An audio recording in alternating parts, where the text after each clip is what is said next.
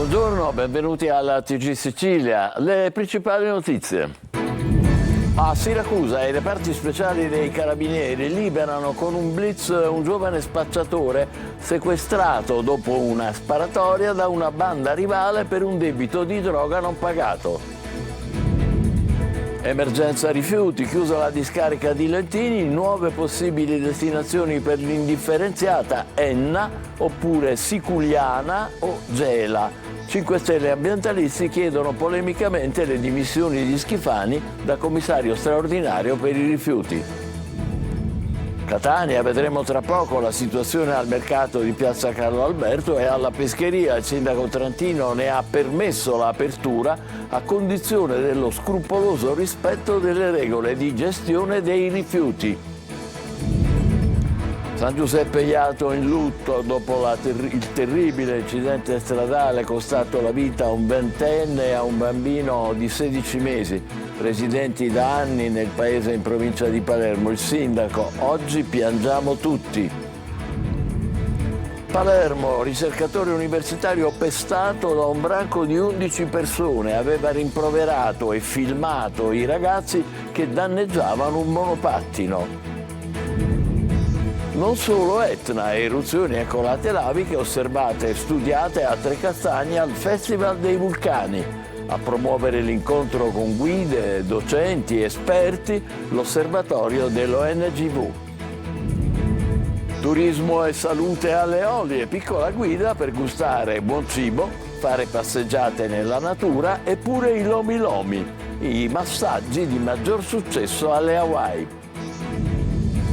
Calcio, le squadre siciliane con lo sguardo al mercato. A una settimana dall'avvio ufficiale il Palermo vuole puntellare la difesa, il Catania punta a operare in avanti una mezza rivoluzione, si stringe per D'Andrea e Capomaggio.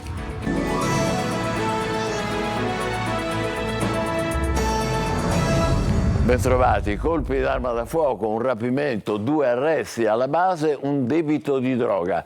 Accade tra Scicli e Siracusa. I carabinieri del nucleo investigativo di Ragusa e della compagnia di Modica hanno liberato l'ostaggio a Siracusa e arrestato i responsabili. Veronica Barbarino. 2 colpi di arma da fuoco sparati giovedì scorso nel quartiere Jungi a Scicli. Partono da qui le indagini dei carabinieri del nucleo investigativo di Ragusa e della compagnia di Modica, che hanno portato alla liberazione di un ostaggio, a 2 arresti e al sequestro di 4 kg di hashish dal valore di 15.000 euro. Alla base della lite tra giovani modicani e siracusani il mancato pagamento di una partita di droga a favore di quest'ultimi, che giunti a Scicli, oltre a sparare all'indirizzo dei componenti del gruppo locale, ne presero uno in ostaggio con lo scopo di indurre i suoi sodali a restituire lo stupefacente di cui erano impossessati o a corrisponderne la cifra del valore commerciale.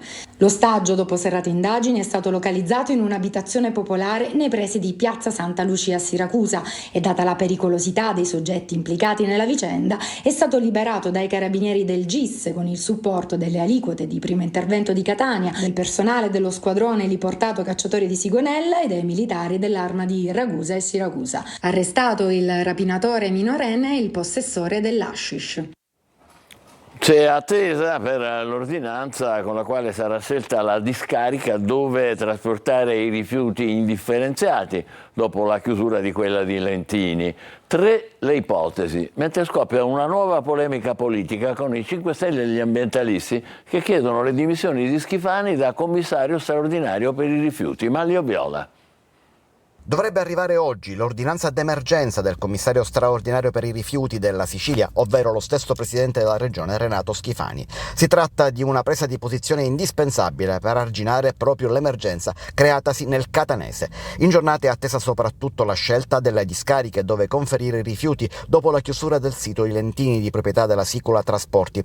La discarica, tradizionalmente usata per i rifiuti catanesi, è chiusa per mancanza di autorizzazioni da parte dell'assessorato al territorio ed ambiente in assenza delle valutazioni di impatto ambientale da parte della città metropolitana di Catania e dell'ARPA, l'Agenzia regionale per l'ambiente. Tra le ipotesi fin qui avanzate, le alternative potrebbero essere Enna, Siculiana e Gela. A confermare che queste sono le ipotesi in campo è stato il presidente dell'ANCI Sicilia, Paolo Amenta, che da tempo lancia l'allarme sugli enormi costi che i comuni sono costretti a subire per il conferimento dei rifiuti, specie nella discarica di Lentini.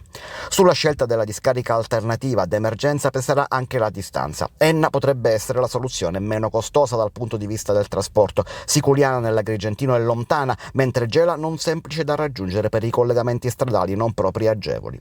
Intanto i 5 Stelle chiedono le dimissioni del commissario rifiuti di Schifani, quindi colpevole a loro dire di intervenire solo in piena emergenza senza avere mai messo in campo un vero e proprio piano. Dimissioni da commissario, non da presidente della regione. Secondo Legambiente, invece, la nomina di Schifani a commissario per i rifiuti sarebbe addirittura illegittima. A Catania, alla prova del 9, i mercati storici di Piazza Carlo Alberto e la Pescheria sono aperti. Il sindaco Trantino ha chiesto collaborazione ai venditori. Per evitare la chiusura devono rispettare scrupolosamente le regole di gestione dei rifiuti. E vediamo la situazione con Tonino De Mana sul posto. Nessuna chiusura per fiera e pescheria, ma dovranno essere rispettate le regole e soprattutto prevalga il buonsenso. Con la raccolta in tilt per la chiusura della discarica, il sindaco Trantino detta le condizioni e chiede collaborazione agli operatori dei mercati storici per fronteggiare l'emergenza. Il destino è ora nelle loro mani, differenziare i rifiuti in maniera corretta, l'unica soluzione. Alle 6:30 di buon mattino il sindaco Trantino ha incontrato voi, cosa vi ha detto? Ci ha detto dove dobbiamo andare a buttare il cartone, l'organico, l'indifferenziato. Speriamo che questa sia la volta buona, che ci mettiamo la testa a posto tutti quanti e iniziamo a fare la differenziata come è giusto che sia. Noi ci mettiamo i nostri impegni e lui anche sta mettendo impegni, che mette il camion qua per la sporcizia, cosa. Siamo una persona per ogni posto, non possiamo portare l'immondizia nei punti di ritrovo. I signori della Gemma, noi paghiamo le tasse, il suolo pubblico, la tassa della spazzatura, si devono organizzare, devono prendere degli operatori che vengono nei propri posti e si vengono a portare l'immondizia nei casoloni, perché è impensabile fare così. Tra Piazza Carlo Alberto, cuore pulsante del mercato, e Via Verdi sono stati collocati furgoni per la raccolta della spazzatura. Un sacchetto di plastica appoggiato ad un cartone indicano la tipologia del rifiuto. Poco più avanti un altro mezzo è riservato all'umido. Stesso clima di collaborazione tra amministrazione comunale e operatori, si respira alla pescheria, meno affollata del solito. Ad esempio noi già abbiamo messo una vasca con il sacco umido da una parte, plastica da un'altra parte, perché di solito in pescheria di più si fa umido e plastica.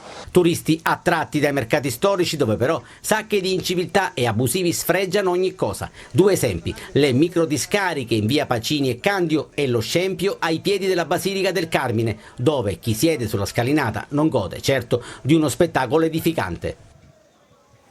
E nel frattempo si fa sempre più drammatica la crisi idrica. Ad Agrigento ci si reca a riempire i bidoni alla fontana di Bonamorone come se fosse un pellegrinaggio.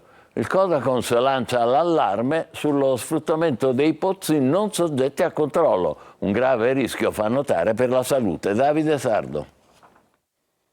Si profila un'altra settimana e purtroppo un'intera estate da terzo mondo per la Sicilia, costretta in ginocchio dalla crisi idrica provocata dalla siccità e dalla incapacità di utilizzare le centinaia e centinaia di milioni di euro che sono stati stanziati nel corso del tempo per fronteggiare l'atavica sete siciliana. Invece ci si è ridotti alle autobotti, alle motoape, alle manichette e i cittadini sono indignati, avviliti, così come le forze sindacali e produttive. Le reti idriche sono bucherellate ovunque, il disastro investe ogni parte dell'isola. Nella città dei templi ci si reca alla fontana di Bonamorone come se fosse un pellegrinaggio. Inizia la settimana riempiendo i bidoni. E purtroppo sì, siamo senza acqua e per necessità siamo qua a fare la fila. Stamattina già c'erano qualche 10 persone, ho aspettato il mio turno e purtroppo è una situazione un po' critica da Agrigento. Paghiamo acqua, ovviamente non abbiamo i nostri diritti. 86 anni, a settimana e devo venire a Bonamorone, per i signori politici. Non venivo qua da 20-22 anni e ti devo dire che arrivato a questo punto che dopo 22 anni che la situazione adesso è veramente pesante. E la Codacons Sicilia avvisa e rilancia l'attenzione sulla provenienza dell'acqua consegnata con le autobotti a ristoratori, albergatori e cittadini. In particolare nell'Agrigentino si sta diffondendo il pericoloso fenomeno dello sfruttamento dei pozzi incontrollati da parte di organizzazioni note come le bande del buco, formate da gestori di autobotti non censite che prelevano acqua da pozzi a rischio contaminazione. Scontro anche in Sicilia sulla legge che introduce l'autonomia differenziata. Il sì del governatore Schifani, già contestato dagli altri presidenti di regioni del sud, non piace neanche agli autonomisti di Raffaele Lombardo, che sono alleati di governo. Manlio Viola. La legge sull'autonomia differenziata divide anche la maggioranza di governo in Sicilia. Dopo l'approvazione della norma a Roma in Parlamento, approvata anche dal governatore siciliano Renato Schifani, che ha assunto una posizione opposta rispetto a quella di tutti gli altri governatori del sud, arriva la polemica degli autonomisti, dunque interna alla Sicilia. Il Movimento per l'Autonomia, alleato di governo alla regione, non ci sta e adesso MPA e Schifani sembrano proprio separati in casa. A lanciare la polemica è l'ex vice sindaco di Enna, Francesco Colianni, esponente del movimento, che annuncia una mobilitazione in Sicilia contro la riforma. Abbiamo deciso di iniziare una fase di mobilitazione, dice, che partirà da Enna con un incontro operativo di diversi amministratori locali per chiedere profonde correzioni a una legge che non ci convince affatto. Per Colianni già la riforma del centro-sinistra del 2001 rappresentò un vero e proprio fallimento, creando duplicazioni di competenze. Oggi si rischia una vera e propria secessione sanitaria con l'azzeramento dei livelli essenziali di assistenza. Nessun riferimento diretto alla posizione assunta dalla regione siciliana e dunque dal governatore Renato Schifani, ma comunque un atteggiamento opposto a quello dello stesso governatore, che non potrà non pesare ai tavoli della maggioranza. Cresce la disaffezione alla politica. Anche in Sicilia vince il partito dell'astensionismo. La conferma arriva dai dati dell'affluenza alle urne dei comuni che sono andati al ballottaggio. A Caltanissetta, 10 anni fa, più del 56% dei cittadini aveva votato per eleggere il sindaco. Quest'anno la percentuale sfiora appena il 30%. Adelaide Barbagallo. Urne aperte sino alle 15 per le amministrative a Caltanissetta, Gela e Pachino, comuni andati al ballottaggio e dove si vota per eleggere il sindaco. I numeri ci dicono però che gli elettori si allontanano sempre più dalla politica, in Sicilia come nel resto d'Italia. Basta soffermarsi su questi dati. A Caltanissetta, unico capoluogo di provincia, dove si affrontano l'esponente centrodestra Walter Tesaure e la candidata del centrosinistra Annalisa Petitto, il grafico ci mostra il crollo di affluenza alle urne nel tempo.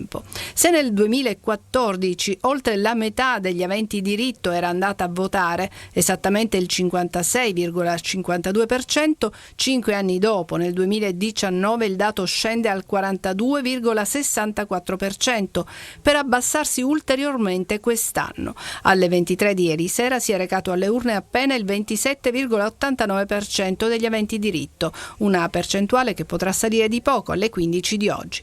Qualunque sia il sindaco che verrà eletto, c'è una certezza: a vincere è il partito del non voto. L'astensionismo si fa sempre più pressante con il passare degli anni, segnale forte di una disaffezione che la politica sembra non cogliere e prendere in seria considerazione.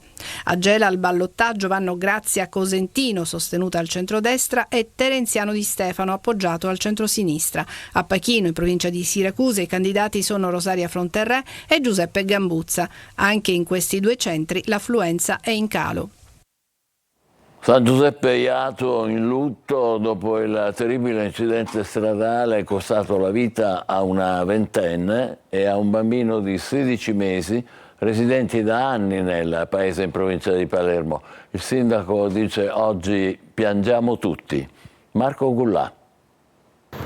San Giuseppe Jato è un paese sconvolto dopo il terribile incidente che è costato la vita alla ventenne Salma El Moakit e al nipote di 16 mesi. Vivevano ormai da anni a San Giuseppe Jato, erano residenti conosciuti da tutta la comunità. Alla guida della Fiat Punto, finita contro il guardrail prima dello svincolo per Giacalone nella strada statale Palermo-Sciacca, c'era Miriam Ianale, la madre del bimbo. Le sue condizioni sono ancora gravi, ma non dovrebbe essere più in pericolo di vita. Oggi San Giuseppe piange 2 figli. Oggi piangiamo 2 giovani vittime, un bambino di pochi mesi più una ragazza adolescente che perdono la vita nel fiore degli anni, tornando da una serata che doveva essere una serata di divertimento. Le nostre comunità sono scosse, quindi siamo vicino alle famiglie e soprattutto raccomandiamo ai giovani di essere molto prudenti. Gli esami tossicologici eseguiti in ospedale sulla ragazza che era alla guida hanno accertato la presenza di un tasso di alcol di 1,35 microgrammi per litro, mentre il limite è 0,50. Per i neopatentati, per i primi 3 anni, deve essere 0. Il dato confermerebbe che la giovane alla guida avesse bevuto durante la serata trascorsa a Palermo. Nell'auto viaggiava anche Chiara, di 20 anni, incinta, seduta dietro, che è rimasta ferita, ma le sue condizioni non sono gravi. Rimprovera ai ragazzi che danneggiavano un monopattino. Ricercatore universitario pestato a Palermo. Li aveva filmati e per questo i giovani sono tornati da lui assieme ad alcuni adulti e lo hanno colpito in 11. Marco Gullà. Dalle parole agli insulti e poi l'aggressione, un altro sabato sera di violenza a Palermo. Un avvocato e ricercatore universitario è stato aggredito selvaggiamente davanti al Teatro Massimo. Una decina di persone lo hanno picchiato a sangue, provocandogli ferite al volto e una frattura al naso. Il legale aveva rimproverato un gruppo di ragazzi perché stavano danneggiando un monopattino in via Ruggero VII. Non è chiaro se si trattasse di un atto di vandalismo o se volessero rubarlo. Ai ragazzi ha detto che stava filmando tutto e così ha fatto. Poco dopo, mentre stava rientrando a casa in compagnia della fidanzata, il ricercatore è stato accerchiato da 11 persone. Oltre ai giovani c'erano anche degli adulti che lo hanno colpito con diversi pugni in faccia. Gli agenti di polizia hanno acquisito le immagini e identificato gli aggressori. Sono tutti palermitani e di un centro della provincia. Il ricercatore dovrà essere invece operato al naso. Un altro episodio di estrema violenza nel centro di Palermo. Di giorno meta di turisti, come vediamo, la sera invece luogo incontrollabile. Catania, avete fatto bingo. L'imprevista reazione all'arresto di uno spacciatore intercettato dalla polizia nel centro storico. Sull'auto, usata come deposito, trovati più di 60 kg di droga. Torino De Mana. Usava un'auto in disuso lasciata in un parcheggio multipiano nel centro storico di Catania come deposito per la droga. È quanto scoperto dai falchi della squadra mobile che hanno arrestato un 34enne per spaccio di marijuana, hashish e cocaina, sequestrando oltre 60 kg di sostanze stupefacenti. L'uomo è stato intercettato dalla polizia dopo essere uscito dal parcheggio con una busta nera che conteneva 3 kg di marijuana. Nell'auto i falchi della squadra mobile hanno trovato poi 53 kg di marijuana, circa 5 kg di hashish tra panetti ed ovuli, 2 grammi di cocaina e materiale utile per il confezionamento delle dosi. La droga avrebbe avuto un valore di mercato di circa 500.000 euro. Durante le fasi investigative il 34enne si è pure complimentato con i poliziotti dicendo loro avete fatto bingo, un atteggiamento che non ha intenerito gli agenti che lo hanno trasferito direttamente in carcere. A Trecastagni, nel Catanese, si sono concluse le serate di divulgazione scientifica del Festival dei Vulcani, l'unico in Italia completamente dedicato a questo argomento. Marco Carli. Il sapere scientifico a disposizione della popolazione è una delle caratteristiche fondanti della seconda edizione della manifestazione di divulgazione scientifica Festival dei Vulcani Etna, Terre in Movimento, organizzata dalla Fondazione Trecastagni Patrimonio dell'Etna con la partnership importante fra gli altri dell'INGV. Per l'occasione l'Osservatorio Etneo dell'Istituto Nazionale di Geofisica e Vulcanologia ha organizzato una serie di seminari che hanno presentato le attività di sorveglianza, monitoraggio e ricerca dell'osservatorio, offrendo anche una panoramica sulle recenti attività dei vulcani siciliani. Ha allestito inoltre anche uno spazio espositivo per far osservare da vicino alcuni degli strumenti utilizzati per le attività di sorveglianza e monitoraggio sismico e vulcanico. Il Festival dei Vulcani ha affrontato i grandi temi dell'attualità vulcanologica da diversi punti di vista, quello di guide, escursionisti, ma anche osservatori del vulcano, anche a livello artistico, oltre a docenti ed esperti. Legare gli eventi che caratterizzano il vulcano alla vita dell'uomo, questo l'obiettivo. I territori vulcanici sono stati l'oggetto esclusivo della manifestazione situazioni di riferimento a come le persone adattano il loro vivere di tutti i giorni in territori apparentemente ostili. In una delle serate è intervenuto anche Mauro Di Vito, ospite d'eccezione del festival, direttore dell'Osservatorio Vesuviano INGV, scienziato che in questi mesi viene continuamente interrogato sulla possibilità di prevedere per tempo possibili risvegli dei temuti e sempre più tellurici Campi Flegrei, protagonista su tutti comunque l'Etna e tutte le attività che dipendono dal vulcano catanese.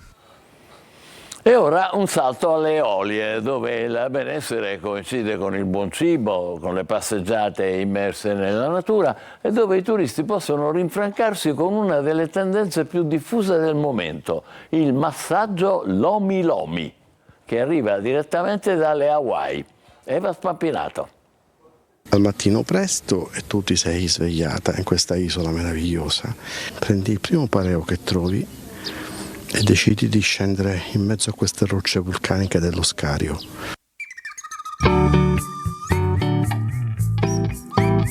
Salina come le Hawaii. L'energia dei vulcani, del mare e della terra confluiscono in un massaggio, il Lomi Lomi, che ha origini hawaiane e che viene tramandato da generazioni, di discepolo in discepolo, fino ad arrivare nelle più importanti spa di tutto il mondo. Eh sì, perché in effetti entrambi sono degli arcipelaghi sulla catena del fuoco.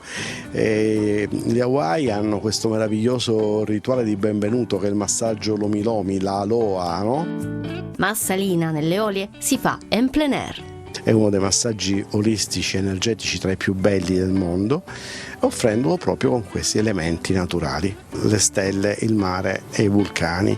Rilassante e coinvolgente, il Lomi Lomi rigenera il corpo e la mente e a Salina gli oli utilizzati sono a chilometro zero. Qui ho trovato la possibilità di utilizzare un olio d'oliva per il massaggio fatto con le olive proprio di Salina e anche un olio fatto dai noccioli del Malvasia, ed è un massaggio che interviene sia sull'equilibrio dei 7 chakra principali e chiaramente sistemano anche degli aspetti di tipo assolutamente patologico.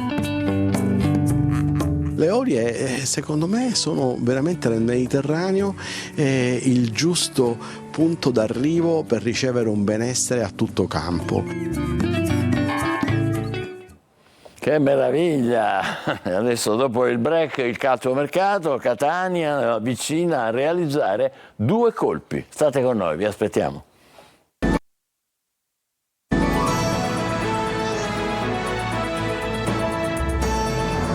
Eccoci al calciomercato, fra una settimana all'avvio ufficiale. Il Palermo vuole puntellare la difesa e dare imprevedibilità all'attacco. Il Catania, proprio davanti, opererà una mezza rivoluzione ed è vicino a 2 giocatori del Cerignola. Marco Carli. Difesa ma anche fantasia per l'attacco. Il Palermo vuole mettere i tasselli giusti. In porta i rosa puntano Fulignati del Catanzaro, ma non è così facile. Per la retroguardia resta vivo il nome di Ferrari. Differenza fra domanda e offerta, ma fiducia in casa Palermo per Van de Putte, un giocatore che guardando i numeri dell'ultima stagione, 9 gol, 14 assist, può far fare il salto di qualità. La società calabrese valuta l'ala offensiva 3,5 milioni o 4. Il Palermo ne offre 3. I rosanero stringono e seguono Carissoni, esterno difensivo di destra del Cittadella. Per la Serie C, Catania che guarda le conferme: Beters, Castellini, Quaini, Buà, Zammarini e Cianci. Alcuni, come Teio e Cicerelli, saranno valutati in ritiro ad Assisi dal 14 luglio dopo le visite mediche in sede. A centrocampo, Carpani, mediano ma anche trequartista, può essere considerato come uno dei giocatori più vicini al rosso-azzurro. Così come Capomaggio, su cui il Catania avrebbe sopravanzato l'Avellino. Dal Cerignola in arrivo anche l'attaccante D'Andrea, 15 gol nell'ultima stagione. A centrocampo resta vivo il nome di De Rose, in attacco piacciono Corazza e Manconi. E poi c'è Artistico. Il Catania ha formulato la sua offerta e vuole il giocatore, ma si aspetta una risposta altrettanto convinta. Sempre situazione di stallo in casa Messina, dichiarata non idonea dalla società l'offerta di Minore, smentito l'incontro con Mannino, il club resta in mano a Sciotto, ma come spesso succede a giugno resta anche fermo. Sono trascorsi 2 mesi dalla salvezza matematica e ancora vanno definite le figure del DG, potrebbe essere Provenzano, e del direttore sportivo, Chiavaro, Calaiò, Pavone e Pellegrino, i nomi che circolano. Chiudiamo col Trapani, che invece è molto attivo, in addirittura d'arrivo la trattativa per Benassai, difensore centrale nell'ultima stagione a Lucca. Per la porta viene fuori anche il nome di Antonio Donnarumma, ma la concorrenza è tanta. Ci fermiamo qui, prossimo appuntamento con il nostro telegiornale alle 20. Grazie per essere stati con noi, buon pomeriggio.